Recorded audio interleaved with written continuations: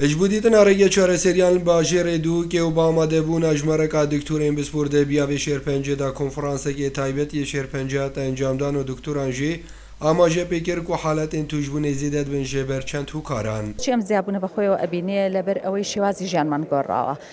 لجاتی اوی جلو حرکت کان زیاتر به زیاتر ایش کان بون به ایشی مکتبی بون منک نکردنی رازی بردوام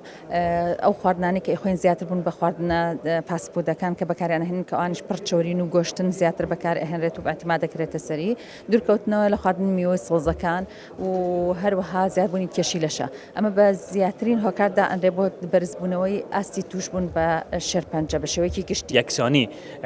سرداری همین نخوش آبیت کردن هر واسه کابشتنی شیوه چه وانا بود آبین کردن درمانا بود آبین کردن خدمت گزاری و نخوشم پنجه شیره نخوشم پنجه شیره طبعا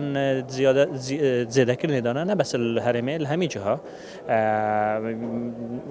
بشتغل نبود کو خلق جیه زیاده بدن جمارا دانشتو على هر باجرك زیاده بد القلوانا نخوشم پنجه شیره جی زیاده بد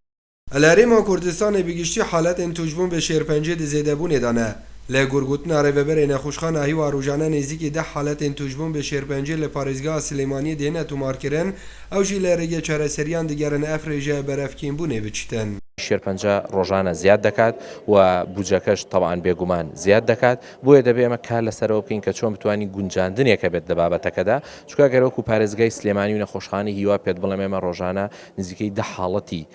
نوێی توشبوو بە شێرپەنجە تۆمار دەکرێت و ئەم ده حاڵەتە توان بڵێم نزیکەی لە سا هەفتای هی پارێزگای سلێمانی و هەڵەبجە و ئەطرافە ئەو لە ساسێژی پارێزگاکانی تری هەرێم و عێراقا بۆیە دەبێ ئێمە ڕێخستنەوە هەبێەوە لە پلانیشە بە هەمانگی سنووق و وەزارەت و بەڕێبەرایەتی گشتی تەندروستی سلێمانیش ئێمە سنتەرێکی دەستنیشانکردنی پێشوەختەی شێرپەنجە دروست بکەین بۆی بە هەموو لایەک بتوانین باشترین خزمەت بە توشبوان بکەین.